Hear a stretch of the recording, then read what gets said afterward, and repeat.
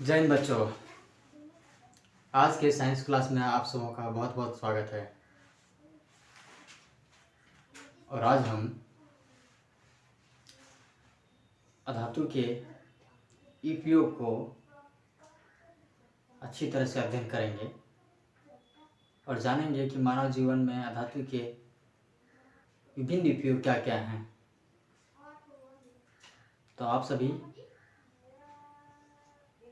जुड़ जाइए और आज के सेशन को प्रभावशाली एवं रोचक बनाइए। तो चलिए शुरुआत करते हैं और जानते हैं कि अधातु के विभिन्न उपयोग क्या क्या हैं और उसका हम इस्तेमाल कहाँ कहाँ पर करते हैं।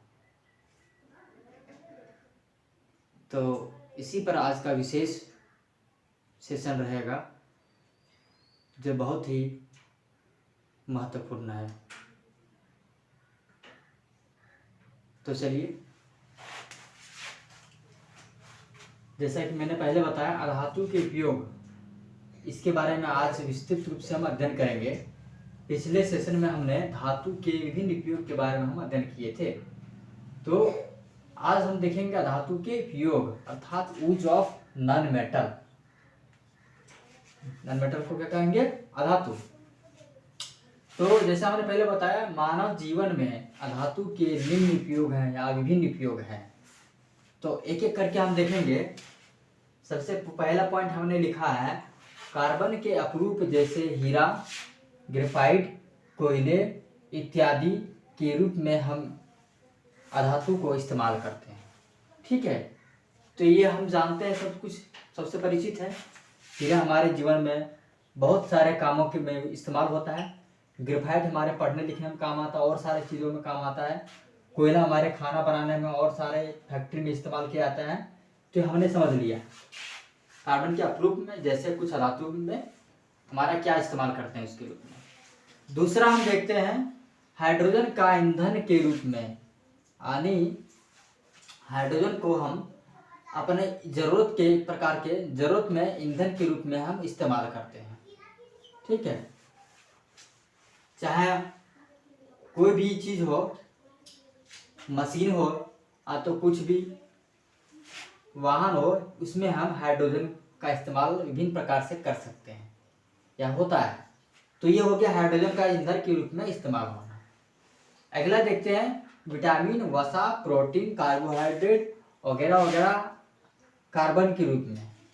ठीक है, ये हम इस्तेमाल करते हैं, प्रतिदिन करते हैं। मानव जीवन विटामिन, वसा, प्रोटीन वगैरह लेते हैं, ये कार्बन के रूप में इस्तेमाल करते हैं। तो ये हो गया अधातु के उपयोग। ठीक है, तो इसके बाद हम तो खूब परिचित होंगे आपके, अच्छी अच्छी चीज़ें सुविधाएं हमें मिलती है। दालों से हमें प्रोटीन मिलती है, वसा हमें जो है दूध दही से मिलती है, वगैरह वगैरह जो है हमें इस्तेमाल करते हैं अधातु के रूप में।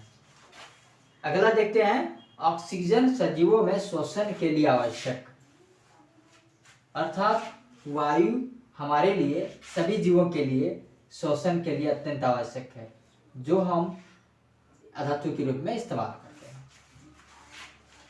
5वां नंबर देखते हैं बच्चों, हाइड्रोजन का वनस्पति तेल के उत्पादन में उपयोग।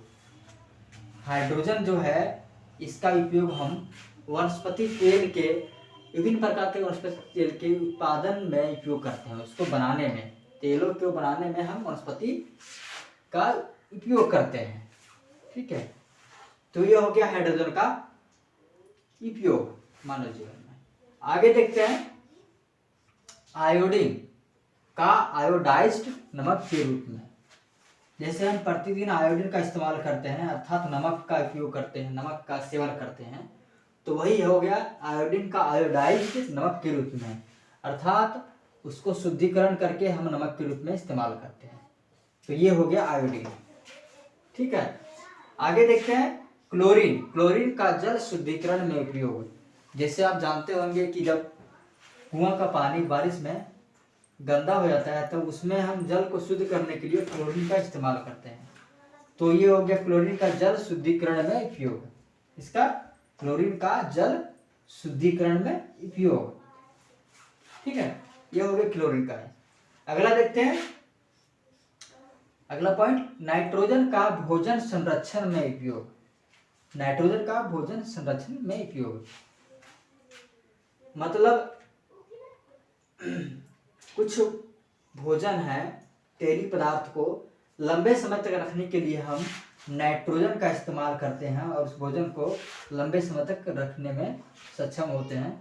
तो ये हमारा हो गया नाइट्रोजन का उपयोग भोजन संरक्षण में।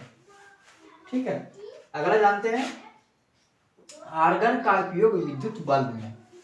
जैसा आप जानते हैं कि आर्गन का उपयोग जो है विद्युत, जो हमारे में घर में बल्ब लगे हुए हैं उस बल्ब में आर्गन अधातु का इस्तेमाल किया गया है। तो हम आर्गन का उपयोग विद्युत बल्ब के रूप में करते हैं। और कुछ ऐसे हैं जो हमारे विद्युत बल्ब में इस्तेमाल होते हैं और कहीं इस्तेमाल होते हैं। ठीक है, सबसे अंतिम है, क्लोरीन का उपयोग कीटनाशकों के निर्माण में।